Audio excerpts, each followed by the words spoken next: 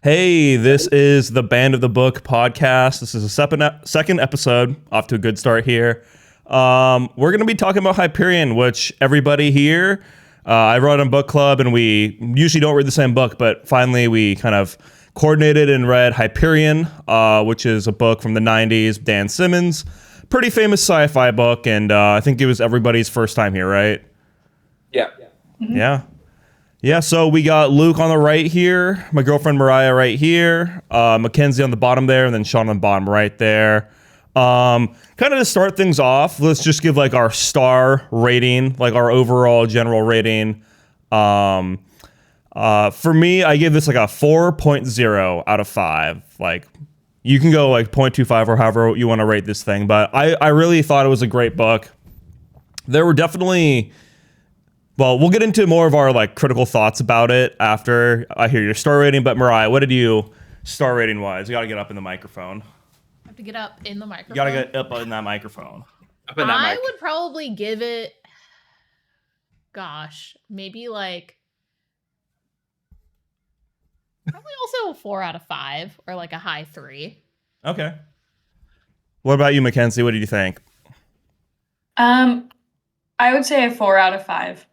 Definitely. Okay. How about you, Luke? I think I would go low 4s, so like 4.1, 4.2. I really enjoyed the sci-fi elements of the book. It was a lot of fun. A lot of different like tropes too, which we'll touch on soon. Oh yeah. How about you, Sean?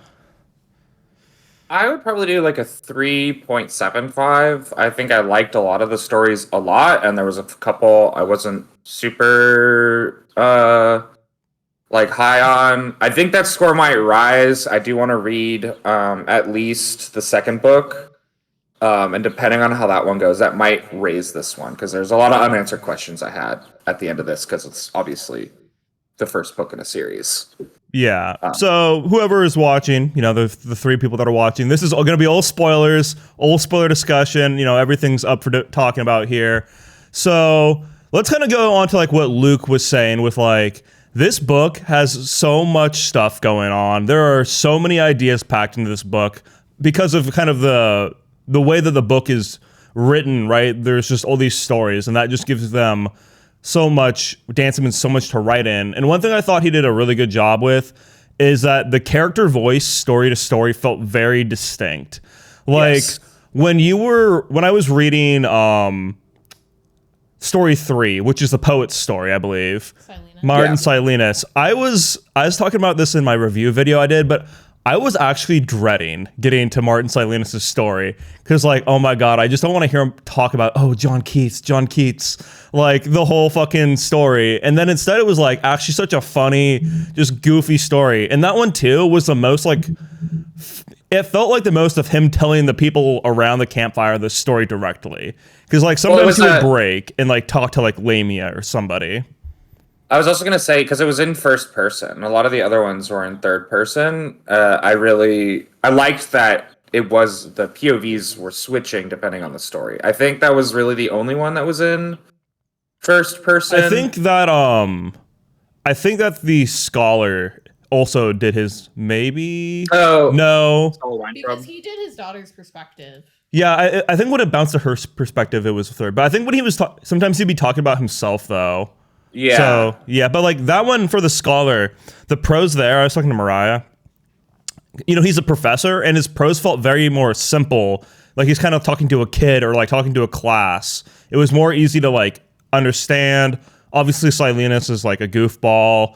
And then with like Braun Lamia, she's the detective, and her prose was she liked to list things out, like to be very analytical about things. So it was very detective noir. Exactly. Yeah. So he definitely nailed, like every story felt so distinct from one another, which is great. Yeah. Which story, we'll just give our favorite stories, and then we'll kind of go more like into which ones, story by story. So my favorite story was story number 1. Mariah, what about you? I'd probably have to go with the Scholar's story. All right, Mackenzie, that's the same for you? The Scholar's story too. Luke and Sean, how about you guys? Yeah, I 1 and 4. I liked them all quite a bit. I like the scholar story quite as well. Yeah, pretty interesting. I think that was my second favorite. Honestly, I liked the last story a lot too, though. We'll kind of get into that later, but feel free to interrupt me or anything. I don't feel like I'm the only one that's like blazing the trail forward here, because I want all the thoughts, just like overall thoughts on the book before we kind of get more into like the story by story breakdown. Yeah, anybody? Something that I liked. Oh, go for it, Luke. So something that I liked about how they did the stories was that you were introduced to each character before you actually read their stories, so you could kind of form your own preconceived notions about like who this person is based off of their way they react in just this little short snippet of conversations, and then you could see like more about where they're coming from. I thought that was pretty cool to see. And then Sean, what were you gonna say? I was gonna say I also really liked part 6, but I think part 1 and part 4 were like kind of a step up from everything else. I thought I liked part 6 a lot, but I don't know. For me, part 1 and part 4 were just like were the shining stars of the book. Yeah. I also liked the present too. When they were in between stories, kind of giving you like what was going on, and then some of the stories filled in like the background to like, oh, the war that's going on, why this is kind of like the last pilgrimage and stuff like that. Yeah, the world building, the way it's like works through the book is pretty interesting. Yeah, I like how they introduced terms and like Sad King Billy and all this other stuff, and then they explained it through the stories a lot of the time. Where you learned a lot about all these terms and events that had happened via the stories rather than them explaining it to you like during the present time. Yeah.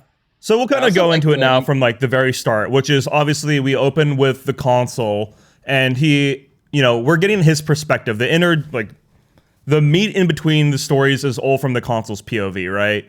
And something the consul sets up very early is the idea that there's a traitor, an ouster traitor, that's actually his kind of job that they want him to do is find who the traitor is among these pilgrims. Were you guys thinking about that at all throughout like the book, or did you kind of lose that thread and then like at the end you're like, oh yeah, I kind of forgot about this whole thing going on? Because it was something that I was thinking about, but honestly, I just ended up getting so lost in the other stories that it wasn't really at the front of my mind.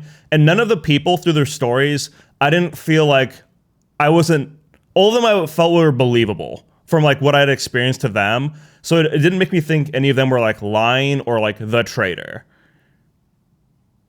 Yeah, I forgot about the concept of ousters. Like for a lot of it, like it felt like they weren't the enemy most of the time because everything was like a flashback, and we're talking about people's relationship with the Shrike, not the ousters. So I was like, whatever, I don't really care.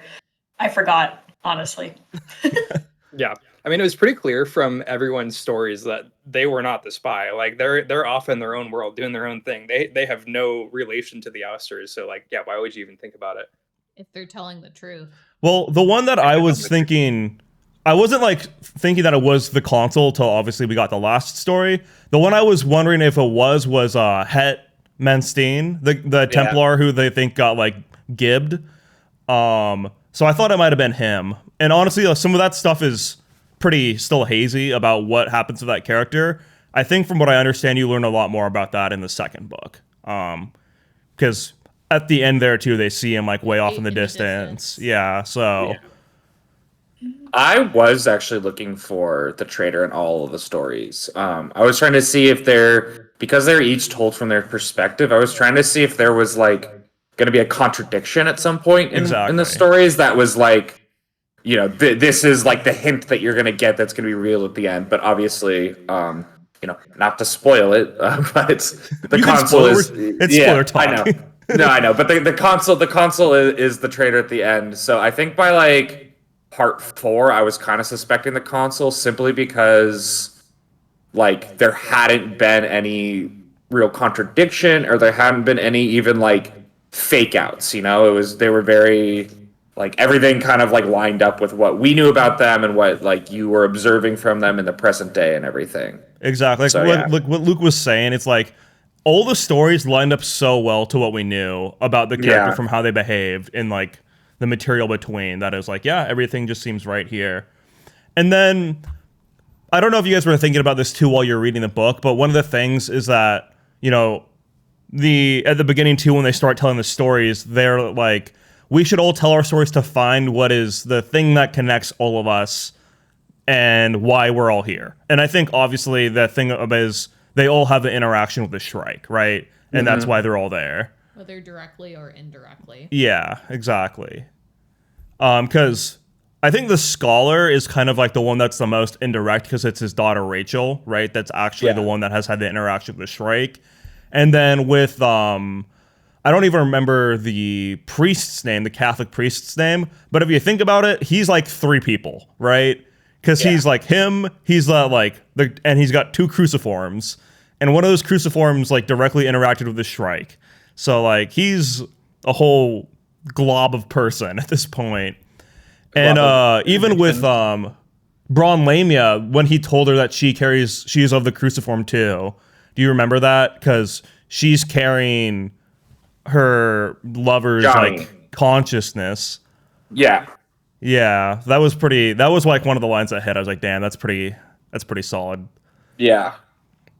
All right, anybody got more thoughts kind of about the beginning before we dive into story 1 here? Anything that you were like thinking of or things you wanted to like carry through the whole story or things that you kind of were like reflected on and remember? I just want to say the tree ship thing was crazy. Like they're on this big like super freaking cool spaceship that's like this big tree. I'm like, what the hell is even like? What does this thing look like? I was just imagining like the Erd tree from Elden Ring floating through space, Luke. That's honestly what I was imagining too. Yeah, I just thought overall the world that they built was so cool. Like from the Templar trees to the world web to every little bit of their society, super interesting. The poet's like house, like how that whole thing worked. That was really cool. Yeah, being able to look through the portals and see like different worlds. On a sea. Like that's sick. All right, so we're gonna go ahead and dive into the first story here, which is the Priest's Tale. Don't remember like the specific. All of them have like 3 names. It's like part 1, the Priest's Tale, and then it's like the Man Who Cried God. I'm looking at it up. There you go. See, that's why I got Sean here. He's looking at the Wikipedia or something. All right, so that one. So I love this story so much. For me, this was a 5 out of 5. Like this nailed it. I told Mariah, I read this one. I'm like, oh my god, this book 5 out of 5 right now. And obviously, a lot of it happens once he meets the what is the name of the people? Baraika or Bakura. The Bakura. So that's obviously the most interesting part is when he starts interacting with them.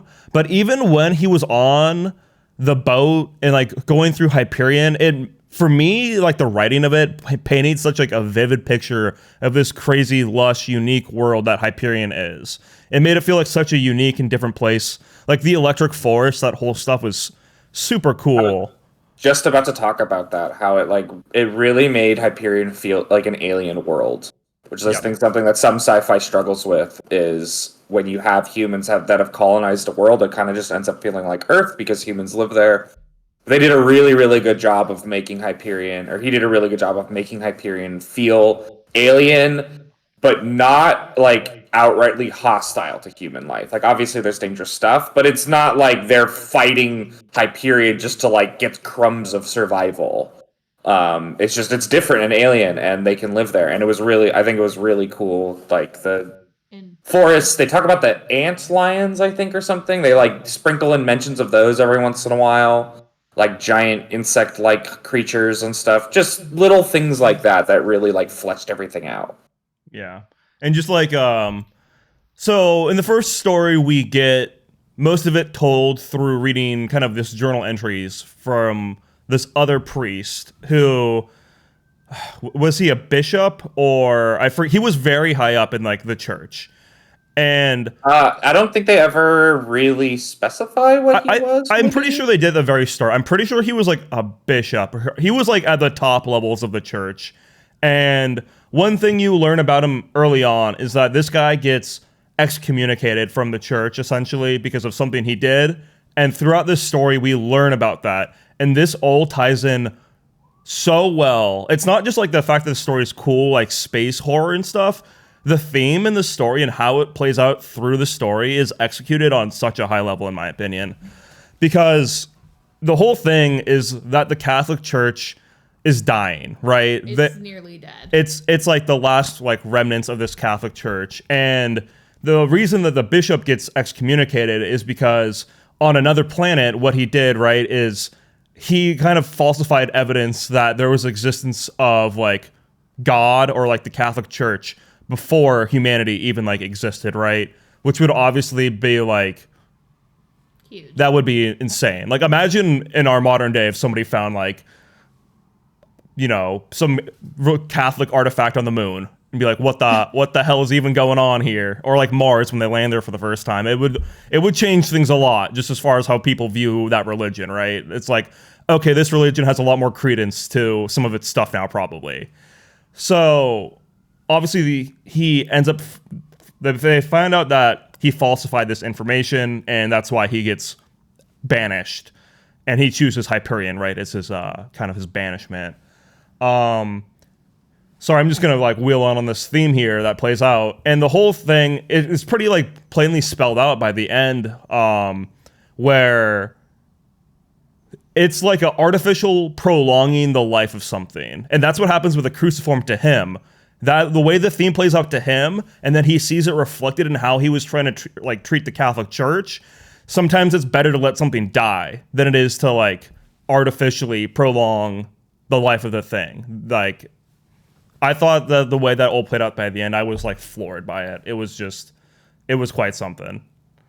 Was that something that you guys were like, oh, go ahead, Mackenzie? Yeah, it's the same with the Bakura as a whole. Like, I'm not super good at like picking up on big themes, but like they figured out essentially immortality, and as a result, they are left like completely blank of enjoyment and fun or creativity, or you know, they're sexless. They just do all these weird things just because they do, and it's like they're not even human anymore, forever. right? Yeah, it's like they're like in like prolonging.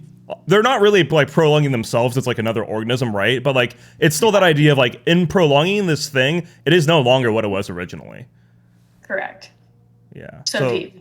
I think Mackenzie hit on a good thing with the like they do all of these things because like who they were before when they crash landed and were like actually human. They did them for a reason, and over generations of being reincarnated, they lost the reasoning behind why they did anything.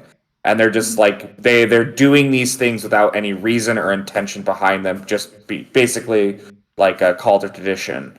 Just like it's tradition, we just do it. In this case, it's a little more like ingrained, like literally than tradition.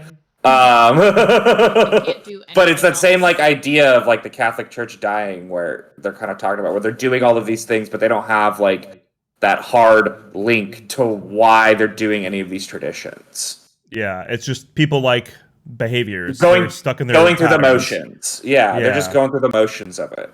Yeah. Go ahead, Mariah. And I thought it was crazy with the reveal of like the cruciform, because when he like first comes in, he basically thinks that they're people with Down syndrome that have just been like super inbred over time that follow a kind of remnant of Catholicism. And because the guide that he takes gets murdered, and he's like, why didn't you kill me? And they're like, because you're the cruciform, you can't die. You're of the cruciform, yeah. Yeah. And he thought, oh, like it's because they follow Christ. Like you don't die. You don't truly die because you go to heaven, because you're following the teachings of Christ. Not literally, you can't die. Yeah.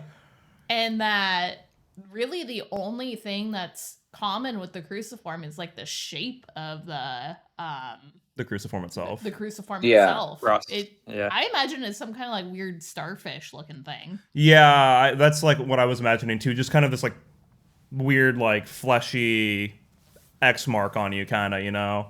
That's what I was imagining. I feel like also just like the whole way this story is written, I was just pulled. I just kept wanting to like keep going forward. Specifically when he met with the people, because you keep wanting to know more and more, and then when you find out that like, oh, they're going down this cliff ledge like over here. I'm like, I gotta know what's going on down there. I gotta know, on man. the cliff ledge. Exactly. You really feel like the intense curiosity that Paul felt. Like you're like, I need to know like what the hell is going on, because like nothing, like I didn't guess what was happening. Because like nothing made any sense until you found out about the cruciform. You're like, oh my god.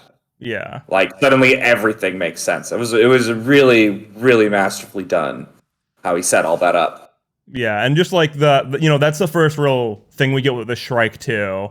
And I was like, oh, this thing is crazy. This being is like, why is it even doing this to people, right? Yeah. Why do you think the Shrike was there in story 1? Why do you think it appeared? I honestly have no idea. One of the things I get set up here too in this first book is the idea that Hyperion's this labyrinth world. I mean, that just made it. I thought that was so cool. It's like there's these giant, seemingly empty chasms beneath the world, and it's like, oh man, that's just so crazy. Like, and there was just a lot of like cool like wonder. There's only like 7 of them total or something like that, so it really makes it feel like there's some purpose here because there's so few of them. Yeah, and all it is. Oh, go ahead, Luke. I definitely hope that we get expansion on like what those are in the future books. Yeah, because the fact that they're scattered across random worlds, not just Hyperion, means that whatever's happening is not just relegated to whatever the time tombs are. So it's cool to kind of see that play out further. Do you think the church is from the future and getting pushed back into the past? What do you mean? Because remember they go to a church at the cliffside. Yeah, I don't think so necessarily. I think it's just like some crazy. Well, it's just some like natural crazy formation, but there is like that stained glass stuff there. I honestly have no idea. It was just so cool to read. Like I had such like vivid imagery in my mind when I was reading that part. It was. I got the impression that church was set up by the survivors of the crash. Yeah. Well, no, because he says it's been there. It's like way older than humanity. So I interpret it as like the cruciform has done the organism has done this in this area to other organisms for a very long time, as more like kind of, you know, evidence of alien life in that sense, that it's been here for a very, very long time, just like taking over, you know, whatever life form happens to wander in and making it kind of like worship that area and everything. Yeah. And I think it also has something to do with the Shrike. Because the Shrike, that's where he like sees the Shrike and everything. This is his pet project. He's just bored, so this is what he does to people. Yeah, we have no idea. We don't know anything about the Shrike at all. Yeah, he's just bored. He's like, make these people fuck those guys. Yeah, fuck those guys. What if he just has a cruciform breeding program? Yeah, it's like the Chow Garden in Sonic, Luke. Yeah, it's like his version of the Chow Garden. All right, anything else, people? What are your ratings for this one? For me, 5 out of 5. 10 out of 5. This one, like, I think is a little sad that it's the first one, because it is really a high note, and I think it kind of like goes downhill a little bit from here. Not like terrible or anything, but it's just like it is such a good. Yeah, it is such a good story, and it's like right out of the gate. Ooh, it's good. Should we tie into how the first character telling the story has a relationship with Paul Duray? Well, all it is really is that he's sent to go look for Paul Duray, right? And then he ends up. Well, he gives in the story a fake account of what actually happens. And then the console is like, this dude's obviously lying. Yeah. And he's like, give me the real story. And the real story is that you get a pretty grotesque account of what happened to Paul Duray, actually. Yeah, I was going to say, we should touch on like what he did, because that was really crazy. Yeah, who wants to lay down the story here? It's pretty amazing, honestly. It's messed up. Yeah. Essentially, so the whole thing with the cruciform is that you can't leave the area where it is without feeling immense pain. And Duray basically eventually breaks mentally and decides that he can't deal with that, and so ties himself to one of the Tesla trees, which we were talking about earlier, which essentially gather electricity and then release it. And so for 7 years, he is tied to this tree, essentially dying and resurrecting over and over and over again. Yeah. And so Hoyt is the one kind of reading these journal entries, and you eventually find out that Hoyt both has his own cruciform and has attached Duray's cruciform to himself. Yeah, well, so the Bakura did that to him. Before the people came and rescued him, and then they like nuked the whole village. I'm pretty sure is what. What happened. Yeah, they nuked the Bakura, but I think Hoyt did that to himself. I think he took on Duray's cruciform on purpose. Yeah. Okay. But he didn't want a cruciform in the first place. They jumped him. I think that was so he could die, though. What? Like so Duray could die. Finally die for like a Catholic kind of like thing, or not even just like so he could. So he felt bad for him. Yeah. He's like let him have his rest finally. Because I think when he gets there, like Paul Duray, like he doesn't have any like skin left. Like his like flesh is just exposed. Oh yeah. Well, he's just like this tubular mass that just keeps like that was crazy. Like just some like metal. It was just metal as hell, honestly. Very gnarly. What was I gonna say here? I wonder, because I wasn't obviously looking for it when I first read through the opening parts of the book, but I wonder if there were any big tells about like Hoyt's kind of behaviors. Because throughout the rest of the book, you obviously see that he's like very like twitchy or like in a lot of pain. I wonder if there was any kind of tells earlier on about that kind of behavior. But then you like find out, he's like he needs the super morphine all the time and it's like not working anymore. So that was pretty good. All right, story 2 time. Yeah. Mackenzie's saying no. Let's skip this one. Well, so he's talking about like an old knight. Okay, yeah. So I got to this story after all of you. All of you had read it, and I was seeing some like chatter in the Discord server on our book thread about like, oh my god, story 2 is so horny, this and this and this about story 2. A lot of spoiler tag stuff, but I just like saw this stuff about story 2 being really horny. So I didn't really know what to expect going into it. And I think you go from story 1, which is like the highest point in the book for me, to story 2, which is the lowest point in the book for me. Yep. So it's like, it's a pretty massive drop. Exactly. It's like, oh, this book is a goddamn roller coaster. If it had started with story 2, I might not have finished this book.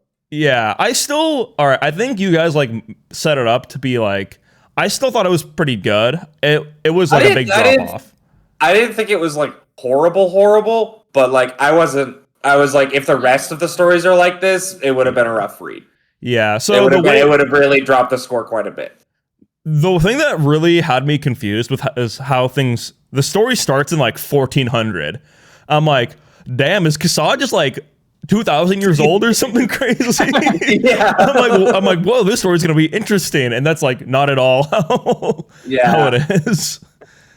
Does somebody else want to kind of give like the overview of what goes on in this? No, Mackenzie's like, no, this no. I hated this story so much; it pissed me off. Okay, let's. I'll do the little overview. So basically, you're following Fedman Kasad. He is a colonel in I forget the exact military name.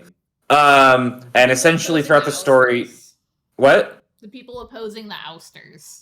Which I think the ousters are basically like roving bands of they're not like a unified military. Yeah. He's part of a unified military. He's a part of the what's it called? Their society? Yeah, what's the name of the society again? The hegemony? The hegemony. Yeah, it's like it has a name, and then he's a part of their space team, I'm pretty sure. Yes, but he's part of an organized military, and essentially during a simulation battle, he encounters this like woman in there who's clearly like not a person like him who is going into the simulated battle. She like kind of exists in these simulations, and they have like really horny relationships. And kind of throughout a decent amount of time, he keeps encountering her. And then at a certain point, he gets like his military career kind of explodes. He does some questionably war crime-y things, and essentially like takes the fall for all of this like death and destruction that happens. And then on a hospital ship after being injured. It gets raided by the Ousters. He eventually escapes, ends up on Hyperion, finds out that the woman that has been like in his dreams and they're having all of these times is actually like related to the Shrike. Yeah, she's using him. She's like part related to the Shrike in some way. And they end up like killing all the Ousters, and then that's kind of the end of it. It kind of just ends with he wants to go kill the Shrike. And you also, I guess, the big thing with this one is that you learn the Shrike is kind of like trying to start an interstellar war. Well, Mineta is at least.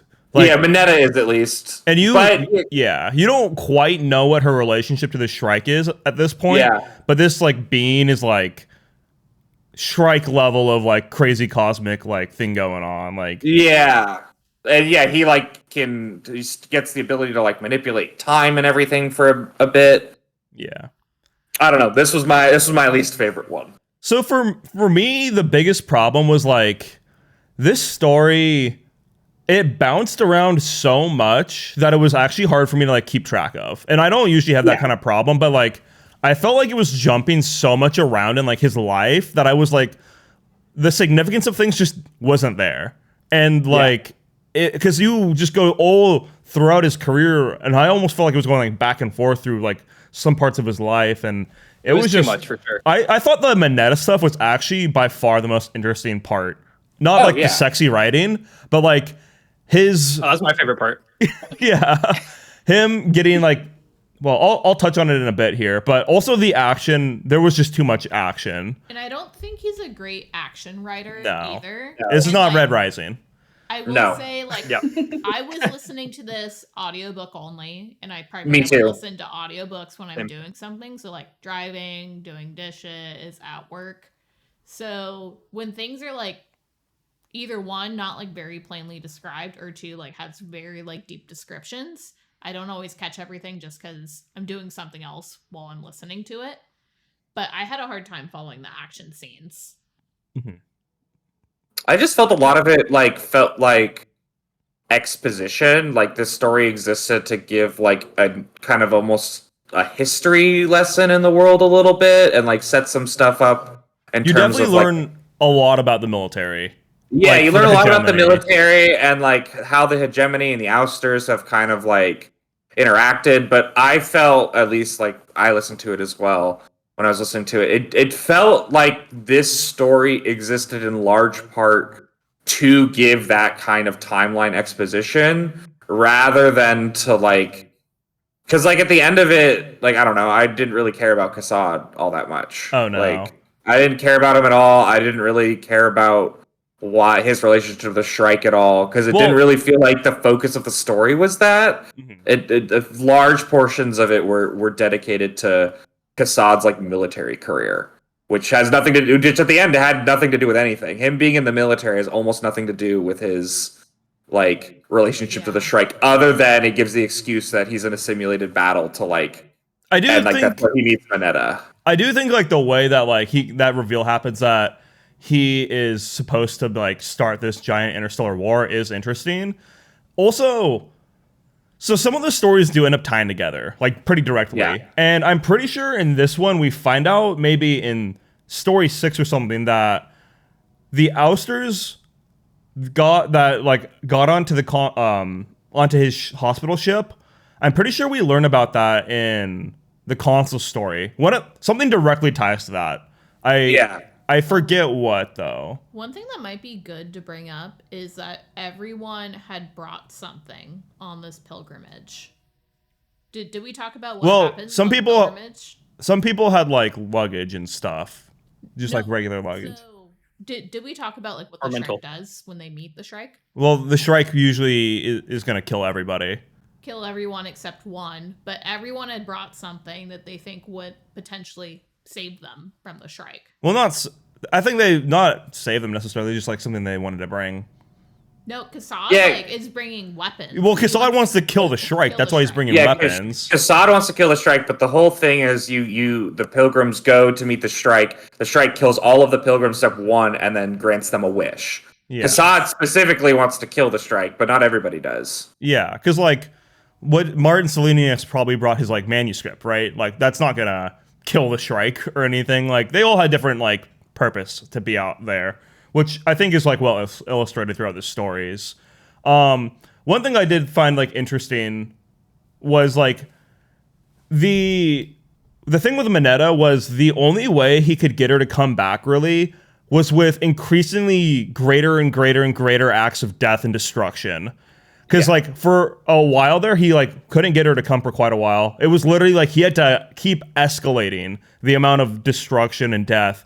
And I think that ties very well into what she wants him to do, right? Yeah, yeah. So I thought that was a pretty one of the cooler themes or like things that played out in the story. But yeah, I agree with Sean. Like really, this one, the most you get out of it for me is like the world building of the military for the hegemony and all that. Some of the hostage stuff or whatever for the war situations were okay to read about, but I'm like, it is not at the top of my list.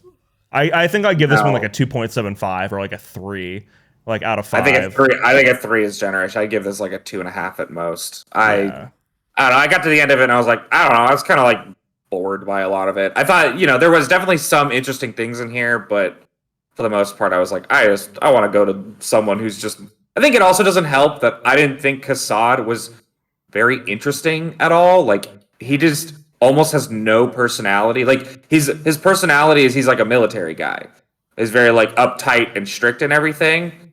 And that's kind of all you really get out of him for the most part. He likes sex. Yeah, and he likes sex. And it's like, okay, like, I don't know. I thought all the other characters like had interesting quirks. They like really stood out as characters, while he was like, I felt like you could almost slot any military guy from any piece of fiction in for him, and almost nothing would change because he has like nothing distinctive about him besides being kind of just a generic military guy. He did his job. He's a military man. Yeah, he did his job. He did his job, and that's him. And you're like, all right.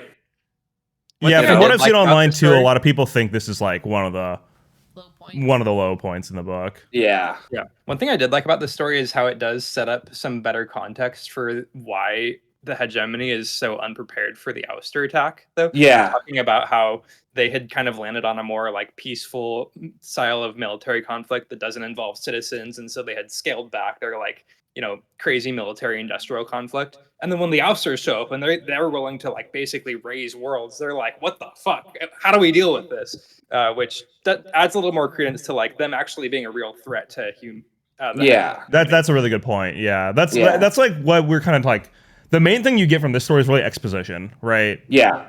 I feel like a lot of it could have been like put into the other stories, and like there is like what Luke said. That is very interesting, and I really liked that we learned about that. I just wish it was learned about in a generally more interesting story. I feel like it's funny because in other stories, I feel like the military guy would be like the most important or like the central figure or the leader, everything. I do kind of like that the military figure is kind of just like a whatever, who gives a shit? Like, I don't really care. This is not Master Chief for anybody. Yeah, it's just like yeah. I feel like he gives like when you listen to the last story, I feel like that kind of gives a more interesting perspective on like why people would align with the ousters. Yeah. Well, the last story, it hits in my opinion. All right. Yeah, the last story hits. Let's move forward from Colonel Kassad. See you never again, hopefully. Bye. What was the title of his story? The War Lovers. So even the title it's the War Lovers. Even the title is kind of like, okay. Yeah. Could be more interesting than literally directly what happens in it. Yeah. All right, we're going on to story 3, which is the Hyperion Cantos. I know the name of this one. And this one is told by Martin Selenius or Silenus. And this one was a lot more fun than I thought it was going to be. Like, I was laughing during some points of this. Luke was kind of like putting in the channel about how it kind of made him like get Hitchhiker's Guide to the Galaxy vibes. And very yeah. Hitchhiker's Guide Just to the Galaxy vibe. The funniest part of the story is when he gets the stroke and has like he can't say anything besides goddamn pee pee poo poo, right? Like that was so funny. Using only those words, and people still were able to understand him because his whole thing was poetry isn't about words; it's about intent. So you could write beautiful poetry with only a few words. And he was able to communicate just through the intent of his... And how he hates words. Yeah. Yep. So the kind of quick summary of this one is Martin Silenus is a poet. He, I think, is the oldest character that we encounter. He is actually by far. He was born on Old Earth, which like doesn't exist anymore. So he's like really old. And he is like basically a slave for a little while. Eventually, he trains as a poet, gets sent off, is essentially just a slave for a bit, where his stroke happens. Ends up writing a poetry book that gets published. He gets incredibly rich. A bunch of other kind of like poetry, sad author, poet, classic kind of like the sad author stuff happens to him. So he's not rich anymore. And he ends up with this sad King Billy character who we've heard a couple of times up until this point. So I really liked that, they kind of sprinkled this like sad King Billy character in, and then in his story you actually got to like hear who he was and like why sad King Billy is like related to Hyperion. And he eventually goes to Hyperion. He's really struggling to like write his magnum opus, this cantos that he really likes, and he eventually lands like the Shrike is his muse. And at the end of it, Billy burns the cantos and is taken away and supposedly killed by the Shrike. And Silenus has been trying to return to Hyperion to like finish his poem because the Shrike is his muse and he needs his muse to like write poetry. Yeah, so that's his kind of motivation for this. The thing for this one is like it's all about like the artist's journey, Yeah. He goes through this whole thing where he's a slave, like Sean says, and he finds that working in that physical labor that's so mind-numbing and repetitive that's actually where his creativity flourishes the most. And as somebody that has like, I worked as a few years for a dishwasher back in like high school, I can like 100% testify to like, man, I would just be like thinking about anything else, just trying to be creative in that time. Like when I get out of there, I just would like, because I used to do a lot of film stuff and like animation, it would like let that part of me want to like flourish a lot more, just like from this repetitive, mind-numbing work. So like that part of it rang so true to me about his experience there. Because he was because how he got into that position was like he like wrote his like good poem that was like sold a lot of, or actually I don't think it sold a ton, but no, the first one sold like crazy. He got uber wealthy. Well, his dying Earth one. Yeah. And then he had to continue the story and basically became a Pulp Fiction writer that he hated. Yes. He found it to be mind-numbing. Yeah, but... Well, his big thing was, like, he wrote this cantos first, and then when he took it to the publisher, they, like, cut everything out of it and left the Dying Earth part, and that's what got published and got super popular. But he felt that all the stuff they cut out was, like, kind of all of his best stuff. And that... gotten shitified. Yeah. He published that on his own, right? Because he got, like, an advance, because, like, yeah, like, this is, like, my best work, and then it didn't sell well, and that's how he got into his publisher like let him write one that was like his own thing. He wrote the one that made a lot of money, then he wrote like his own kind of thing that he like really felt good about, and she's like, this is amazing, it's gonna sell like dog shit, and he's like, I don't think that's true, put it out there, and then it did sell like dog shit, so then he became the pulp writer. It's how sad King Billy found him. Yes. Yeah, and I think that like this story too, throughout like the intermediate portions between the stories, you see a lot of this kind of like decay of Hyperion, this like decayed poet city, the statues of old King Billy, like Sean's saying. One thing that we didn't really talk about here is that Hyperion just kind of throws you into like all of the stuff, and you have to figure it out as you go, right? Like all this like terminology and everything, like you're getting hit with like Farcasters and everything. In a lot of books now, there would be like glossary, right, in the back of it. where you could like go look that up and then make, oh, this is what it is. But no, you gotta like figure it out as you go along here. But throughout all these stories, you like put water character. Sorry, go ahead. I was just saying, or there'd be like a fish out of water character, which this doesn't have. Everybody, it's very clear that every character that you encounter lives in this universe, and thus like doesn't have those questions because like why would they question what a Farcaster is? They all live here, they know what it is. Yeah, and I really like that kind of style of writing where it's like all of the characters live in this world and universe, so like they aren't gonna ask like basic questions like this because why would they? Well, that's why Amnesia is such a like big writing thing. Yep. Seeing it through the eyes of like a kid, someone growing up. Yeah, a kid, or just fish out of water, or amnesia, something like, or just like they're transported into the future, something like that. So now they can ask all the questions. Yeah, that kind of stuff. Yeah. I really thought the depictions of Old Earth were super cool here too. You know, like he's talking about how they live in the like Great North American Preserve, and they just have this like insane acreage that he grows up on. I was like, wow, it just put into this like pretty interesting picture. I think there was like a couple thousand people living in all of like North America. Yeah, and they're all like super rich and like just do whatever they want in there. Yeah. But let's talk about like why he actually is like becomes a slave is because his mom was actually in a lot of debt secretly, right? Yep. And so then what she does is she sends him on like the slowest spaceship ever, like frozen to like the end of the galaxy. She's like, oh, by then the debtors won't, they won't care about it. And instead what happened is his interest like accrued during that whole journey, right? And then they're like, hey, we found you. You're screwed, buddy. Yeah, time to wake up. Yeah. But luckily he gets brain damage. Yeah, with a little bit of brain damage. So very easily taken advantage of. Because he was on this ship with like all the cows and stuff he was like talking about, right? And I think he was saying like at that time, if you were put to sleep for that long on spaceship travel, like one of the side effects could be brain damage. Well, it just in general, like the whole thing is that that's why they get put into like cryostasis, because there's that risk of brain damage with the however faster than light travel they do or whatever. That was just like an inherent risk. But yeah, this one also I think did like a pretty good job of like giving us more information just about like hegemony society, about like how all these places work. You start to understand Farcasters more and stuff like that. Obviously Luke was talking about his house, which is just like the most ludicrous thing ever. His like every room's like on a different world. It's honestly sick.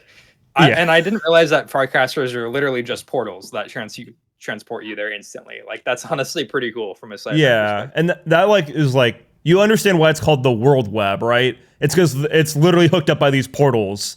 Like if you're in the web, you are like allowed to set up these portals to like move around through this whole place. So just expanding on that.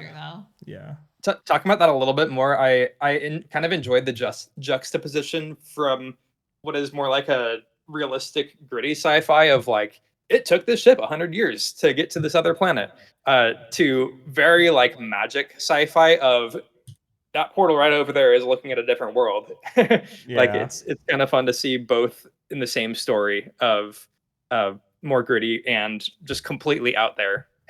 Like the most out there thing was like his bathroom is on this like floating piece of ice out in the middle of nowhere that has no windows, right? It's just like literally just because why not, right? Yep. Yeah. So one other thing too, a big thing with this story is the whole Shrike element for Silenus, that there is this idea that he is actually kind of like the one that summoned the Shrike. Yeah, so what's going on is when he's in the poet town is that is it like once a week a poet just gets murdered brutally. Yeah, and none of this was happening. None of the murders were happening before he like got there.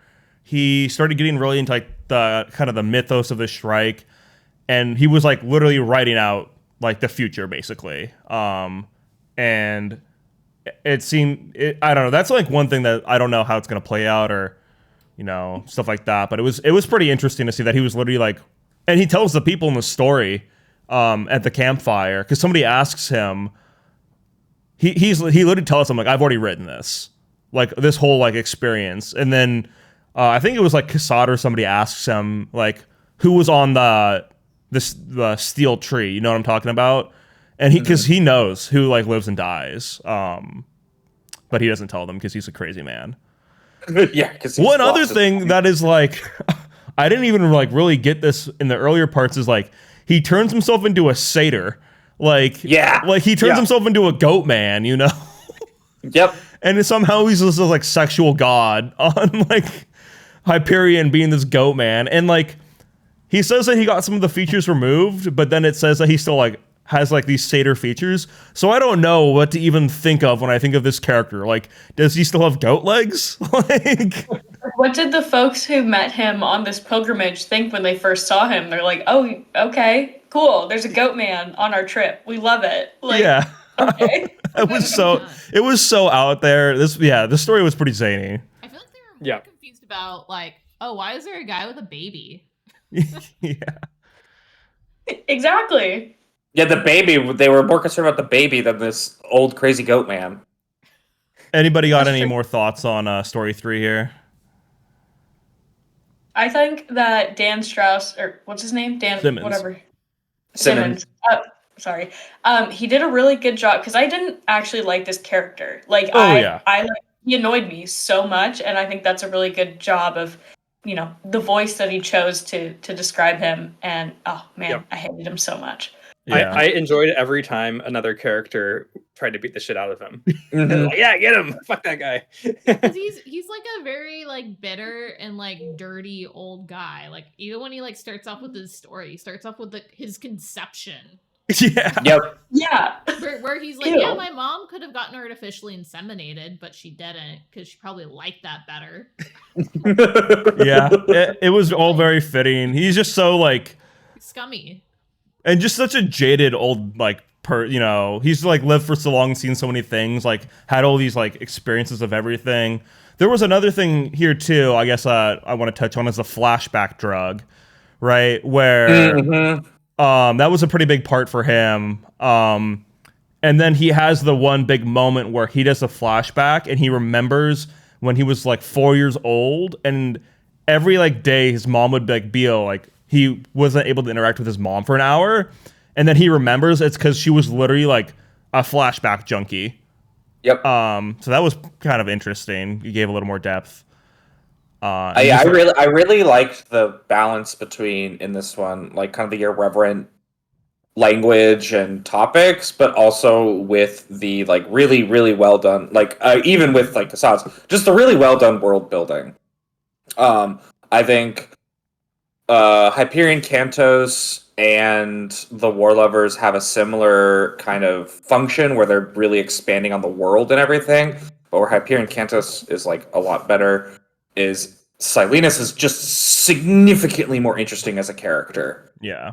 He just has a lot, even though he is annoying and I also didn't like him, he's very interesting as a character, and he's like entertaining to read, and he's weird, and he's got all this weird shit happening that just makes like reading his part really, really fun. And God, a breath of fresh air from story 2. Oh yeah, 100%. All right, let's keep trucking forward here. We're going to go ahead and go to story 4, which people also really dislike. Just joking. You know, it's a lot of people's favorite too. It's the Scholar's Tale. This one's like the River Lilith's Taste is Bitter, I think is like the name of that. I don't know what that river's in reference to. I'm sure it has some kind of reference. The River Laiths? Yeah, I think that's it. Also, this book just has so many references to things in total. Like it's the Laith is one of the rivers of underworld in Greek mythology. Oh, Greek mythology. Yeah, you forget if you go into it's the Forgetful River. Yeah, one thing too with like real quick on Silenus is you know he like the thing was The Dying Earth. That's like a pretty big sci-fi series by Jack Vance. Is called The Dying Earth. So it's literally like a direct call to that. But we'll go to 4 now. Sean, you can be our overview man.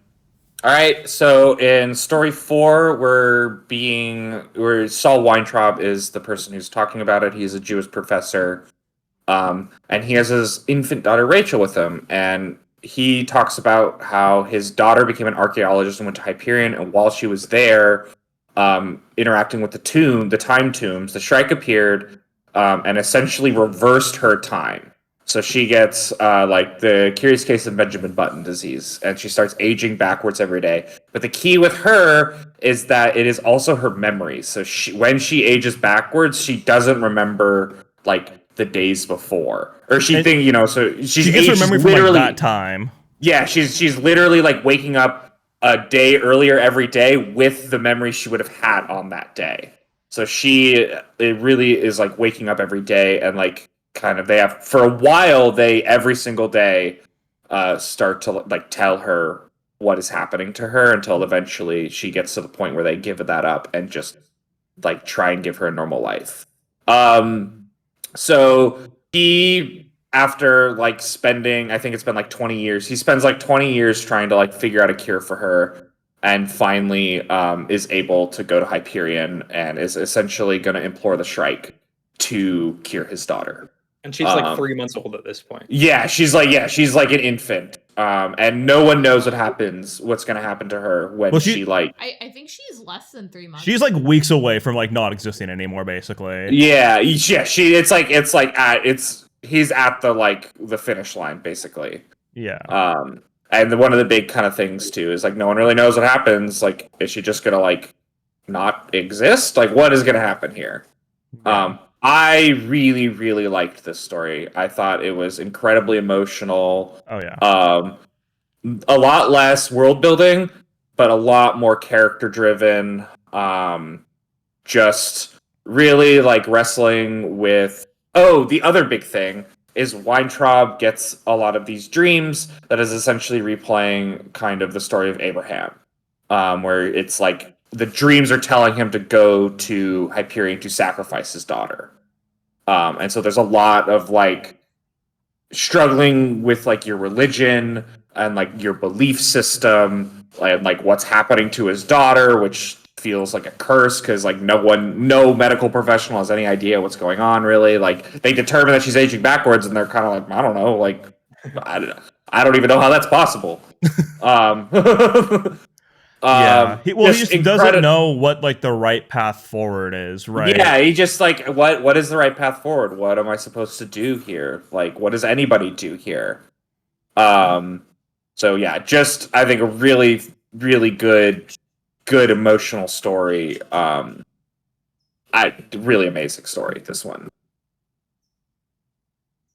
I love this one also because it's so universal. Like there are so many people who have to like care for a loved one who is probably resonates with, and they are not sci-fi people at all. Like this is a like superhuman story. I think that's why I loved it so much. It was very shrouded in like humanity or like grounded.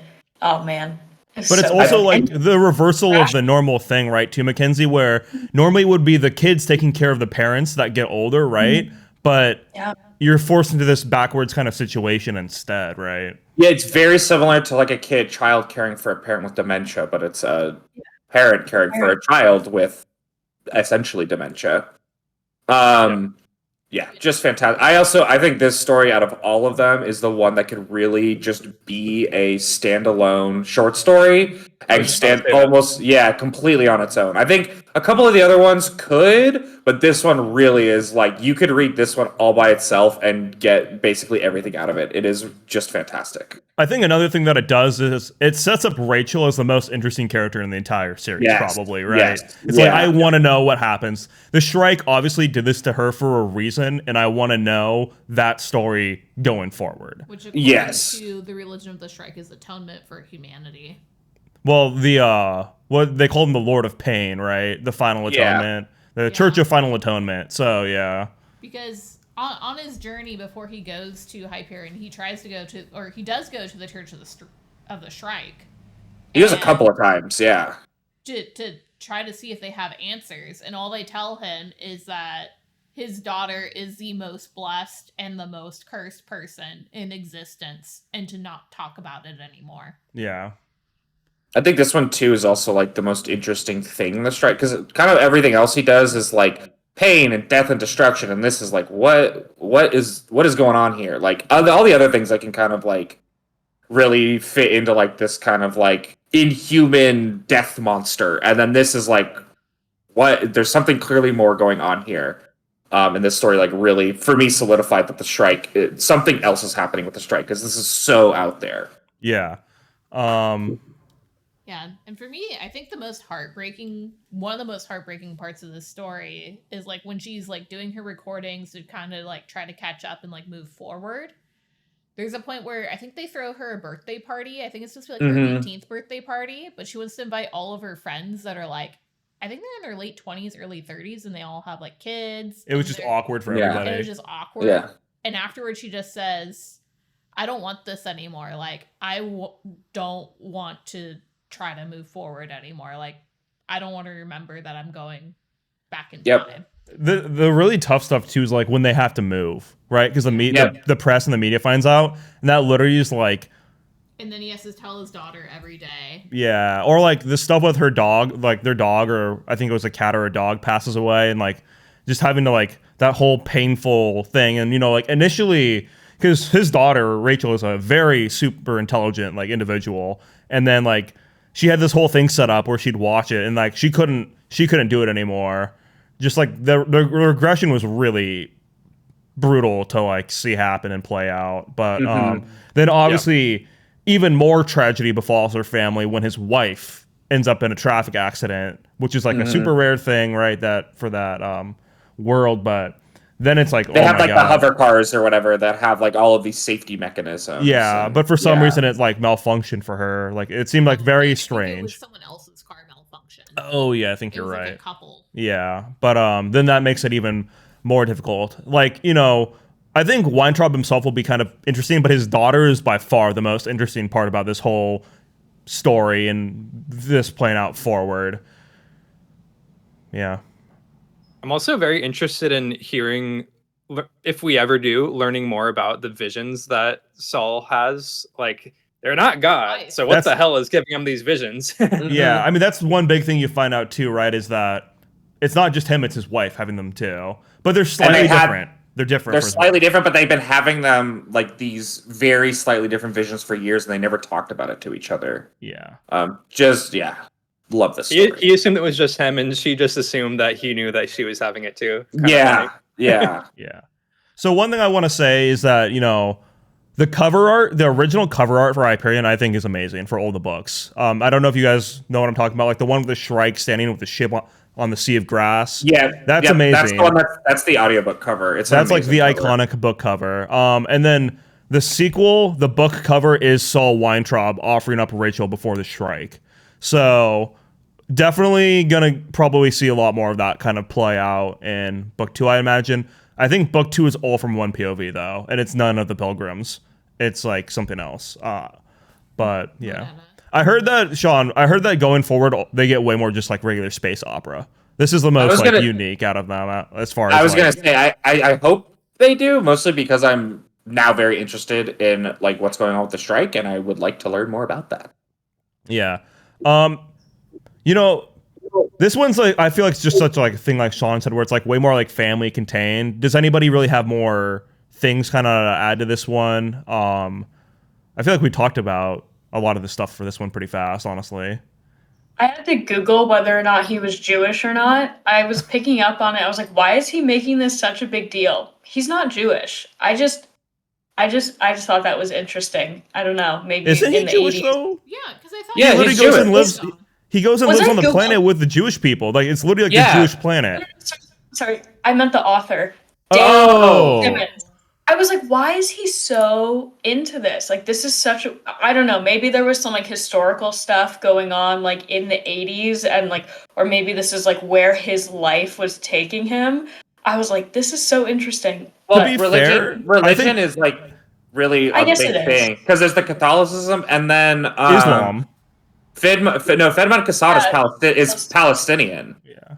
So it felt like to me like he put Saul as like the not main character, but like the best guy. He is the smartest. He is the scholar. Maybe this isn't like a fully formed thing, but I was like, why is he like, I don't know. It was very interesting. I was trying to do some research on the guy's personal life, and I just thought it was really interesting.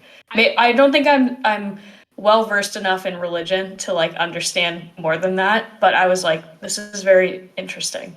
I think they're sorry, go for it. I took No, it you as, go. if I remember correctly, at the beginning, I think he grew up Jewish, like the character. Yeah. But he wasn't really following the religion at the time. And it wasn't until like he needed some sort of community to be like, oh shit, I can't do this on my own. That he leans into like going to it's more like a Jewish planet in the synagogue, and it was also because of privacy. It's more like being like ethnically, right? Like belonging to that community rather than like necessarily practicing. But I think when he gets the visions, he's more like, okay, I should maybe like investigate my faith a little bit more because it's so like, you know, he talks about the story of Abraham and Isaac a lot in here, right? And because it's basically his situation with his visions. Yeah. Cool. Yeah.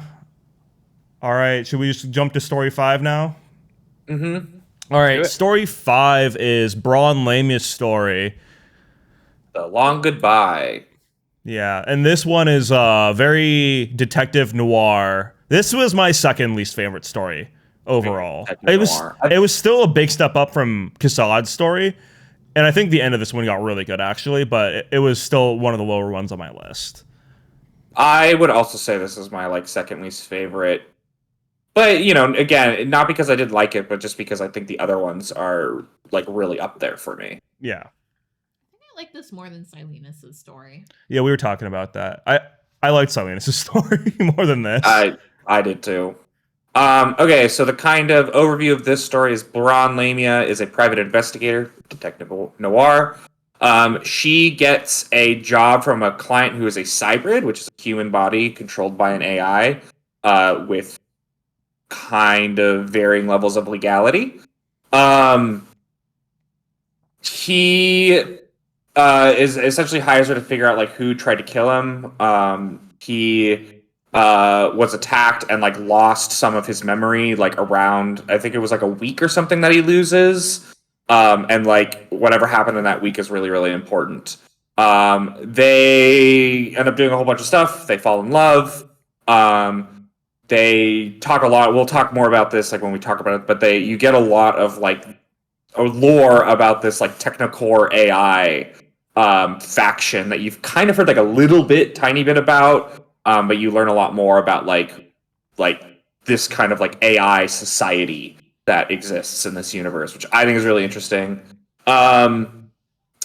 Eventually you find out that Johnny was going to like travel to Hyperion, and then he is killed in an ambush, and his consciousness gets transferred into Lamia's skull. And she also is pregnant with his baby at the end. A lot of like, there's the end is just like, oh man, this. Yeah, all the things. Yeah, and then she's rescued by Shrike cultists, and then she essentially like her payment is she's going on this like pilgrimage. Yeah, this one was it took a while for me to warm up to this one, and then as soon as we started getting the Technocore stuff, I was like, all right, now we're getting to the interesting, because honestly, I don't feel like the Technocore is like even. It's like barely mentioned because like the whole hegemony has this like weird like I forget what they call this like system that they have for like voting on things.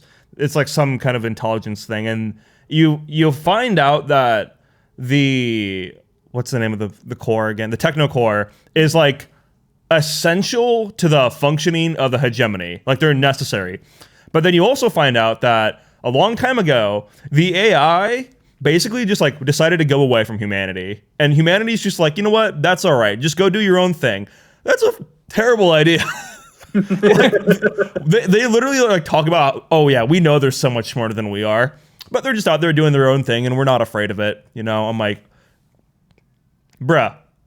I think what other interesting thing is you find out that like they're kind of controlling humanity a little bit. They 100% like, are big time. Yeah, with I forget what they call it, the like central the hegemony has this like central intelligence thing. I forget what the exact name of it is. Yeah. But you find out that the Technocore basically like has mapped the human psyche to the point that they can essentially just predict what humanity is going to do. Yeah. And then they feed this like central intelligence, like essentially jokes. Like they think it's funny. Like they just feed it random bullshit sometimes. Like they're just playing around with it. And humanity reveres this like central intelligence as like this omniscient, like amazing thing. And the Technocore is like, yeah, we just give it some bullshit every once in a while just to like fuck with you. Just because it's funny. The Technocore is afraid of Hyperion is because their models can't predict what that place does. Hyperion falls completely outside of any of their models and they can't figure it out. Yeah, because the whole thing was the Technocore they had a 97% chance, like they had 97% accuracy predicting the future of any event, basically. That's how good they had things mapped out. And they would like Sean was saying, oh yeah, here's like elementary stuff. And they're like, oh my god, humanity saved. Yeah. But yeah, it's really cool how they can predict the future. But then, like the Shrike and Hyperion is like, this is like such a variable that is like, we cannot like tolerate this variable, right? And you come to find out that the whole thing that the Technocore is doing is they're building this ultimate intelligence is what they're trying to do, right? And I think that this really plays into, we haven't really talked about the time tombs that much yet, but the time tombs are traveling backwards in time from some point in the future. And we don't really know what's going on there. We don't really know what's going on with the Shrike. But the ultimate intelligence, I think we also find out that the humans are also... Basically, they don't know if the Shrike is maybe related to the Technocore or like way future humans. But they kind of like end up thinking that the Shrike is probably sent from the future. From a lot of the stuff that you can deduce here. One thing we haven't really mentioned is that the time tombs are moving backwards in time. Yeah. So that a lot of this stuff comes from like people trying to guess like who originally built the time tombs and sent it back. One of the theories is that like a faction of humanity did it to like start a war. Some believe like the AI did it to like basically overthrow humanity and like they then become, they kind of are the dominant, but they really become the dominant house in the galaxy and everything. So there's all these different like theories about like who did it and why did they send it back in time. Yeah. So we should probably talk about Braun a little bit. Did you guys like the detective kind of noir parts of this? I thought it was okay. I thought it was okay. I initially thought it was really interesting with the detective noir. And then kind of before we get to the real Technocore stuff, I kind of fell off on it. I don't know. It was... Yeah. I thought the there wasn't a whole lot of lore or world building that happened with it that hadn't already happened. You get more interaction with one of the top level ladies of the hegemony. Like the politics, because Braun's background is that her father was involved in politics. And he died. And the reason why she became a detective is because she thinks that her dad died due to foul play. Because they said it was a suicide, but he was interested in Hyperion. He was trying to like open it up, right? That was the whole thing. He was trying to like open up travel to Hyperion. Yeah, he was trying to put it as part of the hegemony. Because well, the whole thing too, you kind of find out in the story is that Hyperion, like the Technocore, they've like been leaving humanity alone, but humanity wants to add Hyperion to the world web, and that's like making the Technocore like escalate like a lot. And the Technocore has like 3 like big things that like decide the future of how the thing's gonna operate. And for the longest time, it was like 2 of the 3 are like leave humanity alone. But then when humanity like wants to like go set up the world web over in Hyperion, one of them changes like, okay, now we have to exterminate humanity. So the whole thing around Hyperion is pretty hot, and you learn a lot of this from like the Cybrid, right? And then there's the whole Matrix shit that goes on too. Should we talk about who the Cybrid is? The Cybrid's John Keats. His conscience. Yeah. So like the whole thing with the Cybrids is that they are this like program, like not like a computer program, but like an operation to like revive old humans. So this AI, Johnny, was basically trained on John Keats's life to become him, essentially. And you find out like the Technocore has like built this replica of old Earth so they can like drop AIs in there and like build like John Keats's life and have him live the whole thing. And like basically form him into John Keats. Then you kind of find out that they all end up kind of going insane, because they inevitably realize that they are like, he knows he is not John Keats, and that information is, I think, what ends up driving pretty much all but him insane. I think, right? Was that confirmed that he is kind of the only one who isn't like completely insane? Yeah. I thought the older stuff was really cool. It was just I thought it was really interesting. It was like, well, also one thing, so Lamia hears about this and she goes and tells that other lady. They like go into like the Farcaster, to that little thing where nobody can hear them, and she tells her, she's like, oh, we know the Technocore has this. Nobody knows why they have it, but just let them do whatever. It's we don't know. It now. So yeah. I thought it was funny how the first cyber that they made was crazy. Like, it wasn't like they went insane later. It was like they were crazy all the time. They're like, why is this? And like, oh, the dude that we based the cyber personality on was fucking crazy. He's just some nuts poet from the... Was it Van Gogh or somebody? No, it was some poet. Okay. Yeah, I don't remember. Yeah, so like, oh, that's actually accurate to how he was as a person, so it's fine. Yeah, one thing, have any of you guys ever read Keats or anything? Because I really haven't. No. So there is so much John Keats stuff in this book. Exactly. It was like, this is so far over my head. Because I went and looked, like, Hyperion is a poem written by John Keats, but that was like never finished. It was like his epic poem. Yeah, I think so that's like why the book is called Hyperion. Like, literally all of it is like tied to this. So I'm like, I feel like so much of that stuff is like, I don't get value out of it because I just have no idea. Because I think Keats, all the events are actually caused by John Keats. Nature. And that's the extent of. I have no idea, to be honest. So it would be maybe interesting to go like watch a video essay on John Keats and then read it again someday in the far future. What else do we get in this one? There is quite a bit of action in the story too. I'd probably say it's like the second most action out of any of them. Especially like the end of it. It's just like... I feel like I didn't care because it was all the action stuff. And like, I didn't really like how he wrote action. I was like, whatever. Yeah, like the whole chase scene and everything. I don't know. He is not an action author. Sure. Yeah. Yeah. I also kind of disliked how Braun turns out to be more of a bruiser than a detective. Yeah. Like, the detective work involves her trailing John Keats once. She's like Batman. Asking people questions. Not even. She's just kind of like, because she's a specific like kind of human. Like they grew up on like a heavier gravity world, and so she's like extra strong. Yeah. And she really leans into that a lot, which I think is kind of cool. But also, I was really hoping to be more of like detective, and it kind of turns into her beating people up. Yeah, she like beats the shit out of people a lot. Isn't she a certain like race of people that are like strong? She was born on a planet with heavier gravity, so she just like became a brick shit house. Yeah. Because there's like one person that like tries to take down Keats, and he's like of the same like from the same planet. Mm-hmm. And she's like, wow, I'm surprised you could handle him. Yeah. And then there was like the she's whole... Also like, yeah. She's also like super fast, which I think was really weird. She's got like super speed.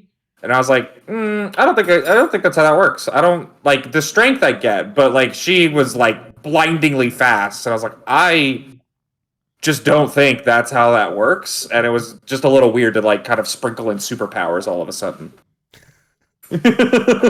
Shrike.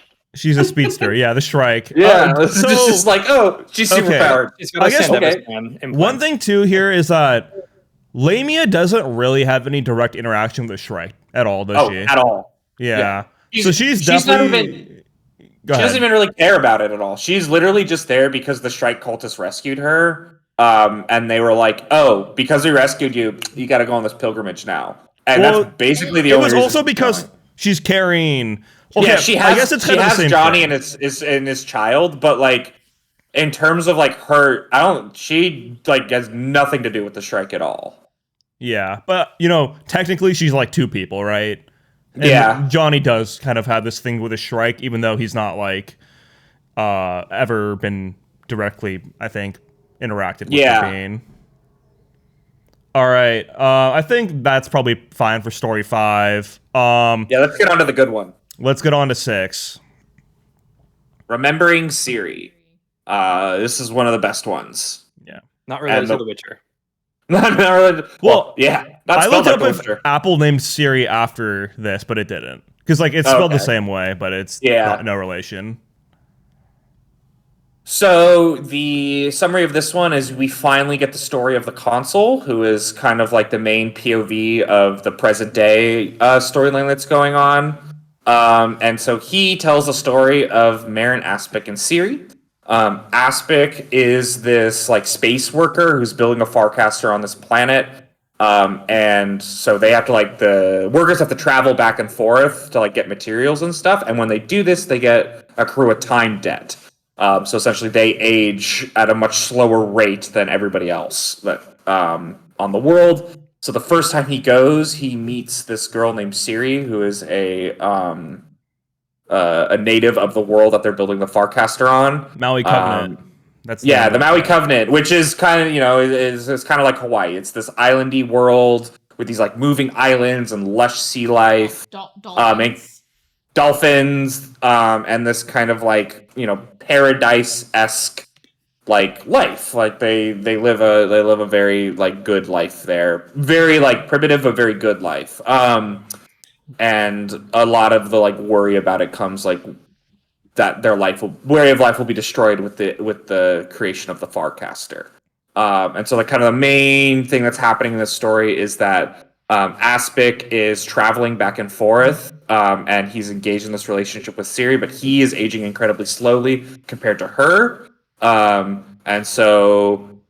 then the way this story is also told out of order as well, where you get the pieces of Aspic's and Ciri's relationship in chronological order, and then kind of interspersed with it is I'm going to call this like the present day. It's not the present day, but you get interspersed with it is Marin's POV from after Ciri dies and kind of him dealing with her kind of funeral and everything and kind of remembering each of their encounters as they go. I really liked the way he structured the story as well. I think it was really cool with like the whole time dilation and everything. Yeah. But essentially, at the end of it, he decides that like he's going to sabotage the Farcaster that he helped build. This causes, kind of a rebellion to happen against the hegemony, which is then crushed. And the military, it ends up kind of just destroying the world anyway. And then it's revealed that the consul is the grandchild of Ciri and Marin, and he has been essentially biding his time in his hegemony, working his way up in order to eventually take revenge. And he's also been working with the Ousters, too. Yeah, he is the Ouster traitor that was talked about at the very, very beginning of the book. When he is first contacted to go on this pilgrimage, he is warned that there's an Ouster traitor. He is the Ouster traitor. He was the one who initiated the destruction of the tree ship, right? I believe that's what happened. I don't think it was necessarily he initiated it, but he knew about that it was going to happen. I thought he had that collar thing. That was to call his ship. Okay. I don't remember exactly, but one of the things is that he was involved in that in some way. I believe. Yeah, but he works for the Ousters, and his kind of goal is to release the strike because he is so angry at the hegemony for what they did. Yeah, so I want to talk about the consul first here, because he actually isn't really working for the Ousters. He hates everything. He wants to see it all burn down. He thinks he went to the Ousters and did work with them, and then he's kind of sees they had a very interesting culture. You get way more about how the Ousters are actually function, how they're way different, they aren't even human anymore, right? And they have this own culture and everything, but it's just this conflict on both sides. He sees it from both sides, and he just wants it all to burn to the ground. So he's a triple agent, because there's a point there too where he plants the bomb at the time tombs with the Ouster's person, and then he just kills her, and he just burn it all to the ground. He's just so jaded. He's gone through all of this, and he's just done with all of it. Because he saw his country just slowly get turned. Yeah. One thing, too, is that he he wanted to join the rebels on Maui Covenant, but Marin, his grandpa, was still alive, and I bet you they were like not even that far apart in age, honestly. And Marin was like preventing him. He's like, "You cannot do this." So he had to like wait, and then like Sean said, he worked his way all the way up through the chain of command to like damn near the top of the hegemony, almost like just biding his time to like really take this kind of vengeance that he didn't even really know what he was going to do. He just is like, somehow I need to get vengeance. And he just wants vengeance for kind of nothing that really happened directly to him. It happened to his family and his grandfather. And that's why I think he's like older than his grandfather at this point or something. Well, Marin died. Yeah. But I feel like that's one of that things where it's like the generational hatred that he has like, he has this generational hatred, but he it's like almost like hard to direct, right? Because he in some ways kind of experienced it himself when he was like on Maui Covenant, but he's like he's more removed from it, but he still has this hatred in him, right? So that was pretty interesting to see play out. And then what was the whole thing with he had a wife and a kid, and didn't they died somewhere, I'm pretty sure, didn't they? I'm pretty sure that happened. I don't remember. I think I remember that. I don't think it was that. Like, it wasn't like a major part of the plot, but I feel like he just like didn't care that much about all of that going on. Most of the story is about Marin, and then you kind of get like the little bit at the end where it's like the console reveals how he ties into all of this, really. But it's also about like his culture, like how it's like it's wiped out now. Oh yeah. Because they talk about when they like get the Farcaster in, like there's like islands that you could go to that like you had to get like permission. The living islands. You had to get permission from like the dolphins of the sea and like talk to them to go there, and then people just start setting up like vacation homes there. Yeah. Yeah, and Marin thinks the dolphins are ridiculous at first. I think Sean's looking that up, but while he's looking that up, we can go talk about kind of Marin. Oh, you found it? Yeah, so the consul's wife and son are killed during the consul or the ouster invasion of Brescia. So that kind of gives some credence to like why he's double agenting on the ousters as well. It's like fuck you guys do. That's like and that's the connection is Fenmon Kassad is the hero of the Battle of Brescia. Okay, yeah. Because like I said, some of these stories have that more direct tie to one another, where some of them are like way more like detached. But we can talk about Marin, kind of now. Like Sean, I love the way that the narrative was structured with Marin, where it's like you get him at the funeral, and then you get those flashbacks to like him experiencing love and life with Ciri. It was told in such a beautiful way, honestly, I think. And like I really, when you get to the end of the story and he sets off those bombs, I was like, it all makes sense. I didn't think he was going to do anything like that, but I was like, dude, I totally fucking get it now. Because the whole time, one of the big things that Ciri tells him when she's, I think about 30 or 40 or even maybe late 20s, when she has got a kid, she's like, you have had a long life, but you haven't experienced life. Yeah. And she's trying to basically like instill in him like how to live, right? How to like take things a little bit more, like enjoy what you have, enjoy all these things. And through these stories, through the backflat, the things we get back in time with her, you see that he does come to understand all this. Like when they go swimming with the dolphins and those islands and everything, it was just such a unique and cool place. And you see that he kind of comes to love her love gets transmitted to him for all these things. And he sees that maybe they need to be separate from the world web, and the hegemony is not necessarily a good thing for everybody.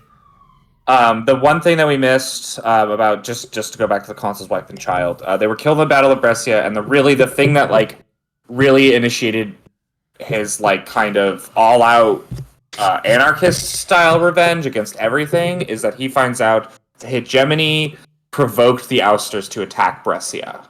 They did it on purpose, and so that I think is kind of what turns his like kind of revenge into like fuck everything. Yeah, fuck everything and everyone. But anyway, You guys got any thoughts on the kind of the Marin part of the story? What was your favorite parts about this one? My least favorite part was, again, the sex scenes. It made me really annoyed. I was like, that's a 16-year-old. Stop talking. Yeah, there is that part. Where he's thinking about her, and she was not quite 16, is what he says. Yeah, that's even worse. Okay, wasn't he like 19? He was 19. No, he was 19. But he was like 21. No, he was 19. The first time they like encountered each other, he was 19. And then knowing that the story is being told about your grandparents too, I'm like, oh, interesting. That's a big cringe right there. That's actually why the console hates everything. Is like, I had to read this bullshit. I'm not. Yeah. But I did like the the anti-colonialism themes. Like, that was cool, and it was and I really liked. I think that the dolphins were pretty cool too. Like, probably they're cool. Commentary on like what we did with Hawaii, kind of hitting you over the head with it. Yep. Yeah. I just really enjoyed, like, as I said, the structure of the story with the, like, interspersing, like, the chronological order of their meetings with him dealing with the fact that she's dead and everything. I really thought it was a really interesting way to, like, structure it. And, like, especially because he's, like, young enough to be, like, sporadic, too, right? Like, it's believable, like, what he does, like, just because it really hasn't been that long for him, but this is, like, it's almost like all he's known in his time he's been awake, kind of, Exactly, yeah. Because I think he only goes through like maybe like 10 years of aging during the series' entire life. Yeah. Does that sound about right? Yes. I think maybe even, like I think it might be even less, to be honest. Yeah, because his children are, I think, significantly older than him. I think it starts when he's like 19 and ends when he's like 24 or 25. I thought like, it ends when he's like 30. No, it's not very long at all. I'm pretty sure. Yeah. It's like 60 years happens. His children are like 40 at the end of it, so they're like older than him. Which another one of the really interesting things that I really liked is like dealing with the distance. I think is one of my favorite things in these kind of like epic space stories. It's something that I really like about Sun Eater is the like dealing with the fact that the universe and the galaxy is huge, and that you do have to incur kind of time debts as you travel. And I really like stories that like deal with this. Well, it makes the world feel like believable, right? It makes everything feel so believable that this it's is not like the while being so different than, like, none of us will ever experience anything like this, but it just makes it feel so believable. It's really not like great. The last seasons of Game of Thrones where Dany's teleporting from continent to continent on her dragon. Don't bring up that trash in the presence of Hyperion. It also kind of shows how much the hegemony relies on the Farcasters. Oh, yeah. Just because, like, to go from needing to take a time debt to go literally anywhere to be just like, you can walk out your front door and be on another planet. You can literally have a house where every room in the house exists somewhere else in the galaxy. Humanity is absolutely reliant on the AI and the Farcaster technology. Well, so like Marin never saw it because the hegemony goes and rebuilds the Farcaster portal, right? And then Maui Covenant is literally like transformed into like tourist paradise, right? Like the islands, the living islands are like turned into like Farcaster houses. I'd like to imagine that part of Silenus's house is on one of those, to be honest. Like it completely changes the place. The dolphins literally go to war with the rebels against like the hegemony. That was they die. Yeah, they all get wiped out. I thought that was I was on board with that.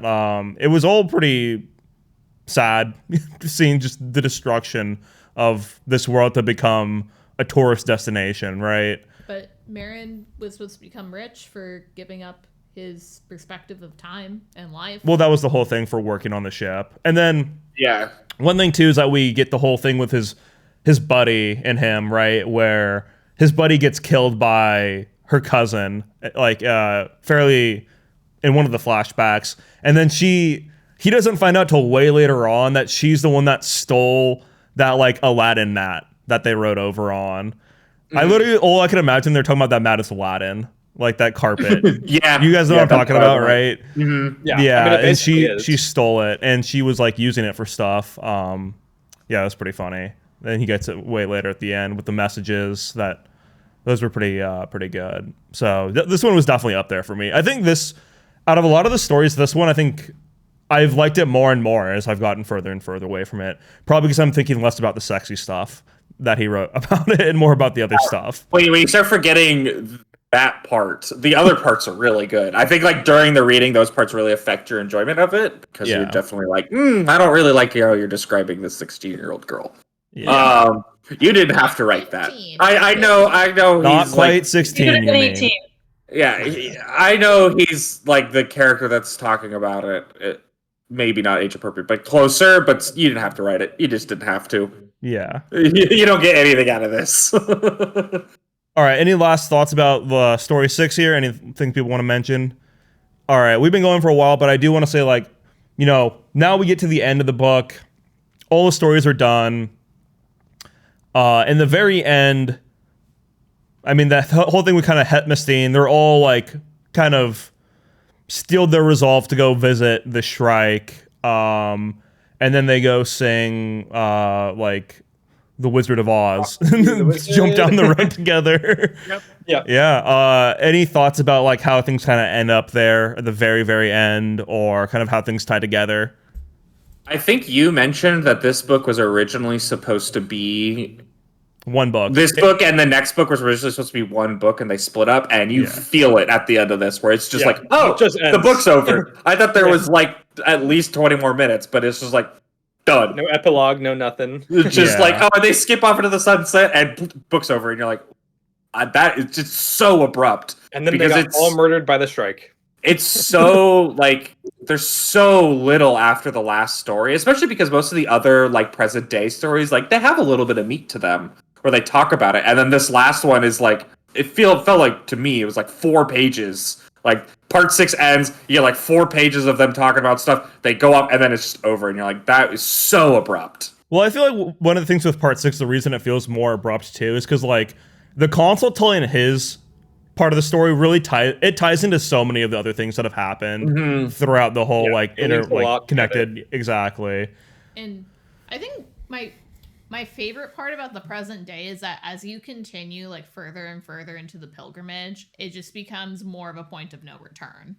So like at first they're in the city, like that was pretty fine, but then they like go over, it's basically like a gondola that like can only go one way now. Yeah. And then they're supposed to go to that inn where there's supposed to be people there from the Shrike Church, and it's abandoned.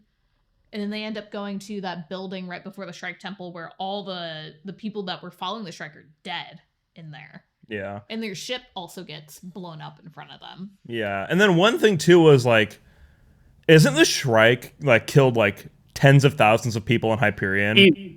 Well, because he was released basically, and so he couldn't leave the time tombs. Yeah, he was in like an area on the time tombs, but now I think they don't really mention it, but I think he basically just has free reign on Hyperion, so he's just like popping up wherever because he can stop time, so he'll just like stop time, go to somewhere on the other side of the planet, kill a whole bunch of people, then pop up over here. Yeah. So like that's also happening in the background where people are like, what the hell? Because people who lived on Hyperion, not all of them even believed he was real. Well, because remember when they land too, there's all those people that want to get off Hyperion.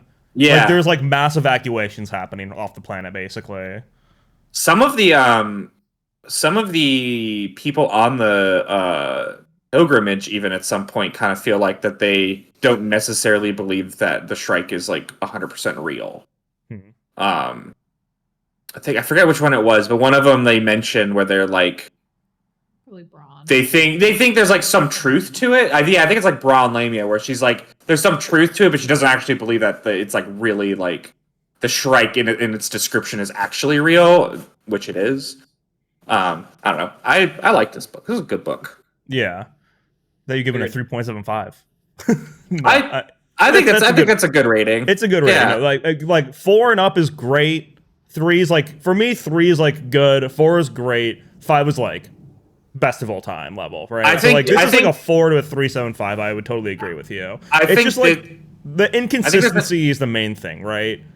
I think there's an asterisk on this too, because I do think that depending on how I do want to finish the series, I think depending on how the series finishes and everything, this could raise or lower the score for me, because this sets up a lot of things, and it's really going to depend on how those things get concluded, how I really feel about some of this stuff. So I think at 375 for now, we'll see if that changes depending on like where some of these setup plot lines go. So it almost feels like you shouldn't even read Hyperion 1 if you're not willing to read Fall of Hyperion. I agree with that. I've heard a lot of people like to read Hyperion as a standalone. I know some people think the further books, they wish they didn't read them so much. They wish they just read Hyperion. I'm at least going to read the Fall of Hyperion. Because this was supposed to be one book. The next two books are also supposed to be one book originally. So it's Hyperion, the Fall of Hyperion, then it's Endymion, and the Rise of Endymion. Those Endymion books are set like, I think, centuries after the second book. So I'm at least going to read the Fall of Hyperion. Maybe I don't really have it's not pressing on my read list, but I'm definitely going to read it at some point. Just because I'm curious, more than anything about what the hell happens with Rachel. Yeah. I'm curious about that, and if we get anything more on the strike, because we get very, very little on what the strike is. I think the strike is really cool. It's just like a sci-fi creature. Super cool. Yeah, it is one of the coolest, most imposing sci-fi creatures in my view. It's really cool, and I think part of what lends to that too is how little that we actually get. Yeah. Right? When it pops up, I don't want the full detailed backstory of it, but I hope in the next book we get more on the strike and what's going on with the time tombs and everything, because I think that's just a really interesting mystery. All right, we've been going for a while. I don't want to keep you guys for all day. We got to go get to some Helldivers later, maybe too. So we'll see. Any last things here at all you wanna say? I'd like to say I feel like this was a better book than I expected, but I am not interested in reading more. But that's just me personally. Yeah. It's probably my 2025 prudish standards, and also I don't I'm sufficient. If you guys read the next books and tell me more about the strike, that will satisfy my curiosity personally. We could probably just watch a YouTube video. I'll just go watch a YouTube video. And that's a me problem, and it's not anybody else's problem. I could understand why some people would like this book a lot, especially if you're a poetry head who knows anything about Keats. I don't know anything about Keats. I missed that. So, yeah. Thank you for a chance to read this book. I appreciate it. Yeah, the whole reason that we read this book is because this is considered a sci-fi classic. So I feel as a person that really enjoys sci-fi, I kind of felt like I owed it to myself to read this at some point. I've had a copy on my bookshelf for a long time. I bought it at Palace Bookstore, and I'm I'll read it at some point, and I finally did. So I'm glad I took it off the list. I like I said, I'll read the next book, but more than anything, it was Sean was reading this, and I felt like it was a really good one to read a classic together and kind of have a discussion on it. But it's not up there for my old time kind of books. Yeah. I think if you're a fan of kind of space opera, I think this is kind of, for me, after reading it, I think it's a must read, just because as a fan of Sun Eater and stuff, you can really feel the influences this has on a lot of my favorite series. And I think it's just, an important read for someone who really likes that kind of space opera genre, just to see one of the origin points for it. Maybe not the origin point, but just one of the foundational works, and where a lot of the tropes and inspirations from a lot of modern series that I really come from Hyperion. And in Sun Eater, there's just references all over the place to this book. I think one thing too is I really didn't know so much what to expect going into this book, besides that it was I just knew that it was kind of the Canterbury Tales in space, whereas a bunch of stories. And I think one thing that's really big here is that the book is very literary fiction-y, with all those references and everything and all the poetry, versus I think we read a lot of genre fiction, Sean, where it's I love genre fiction, it's more fits into that mold kind of, where this just has so many more of that literary elements to it. But it is really good to read something like this that's still a space opera, sci-fi, that kind of breaks the mold of what we're more used to. And a lot more dirty than I expected. Oh yeah. I think that was shocking. Why I didn't like the second story, because I'm like, oh, I didn't know this book would be describing what someone's pubic hair feels like. Yeah. All right. Well, I think that's gonna wrap it up. Thanks for watching. You know, we're still recording this. If you guys forgot, but we're recording this. So thanks for watching this video. Have a good one, and later.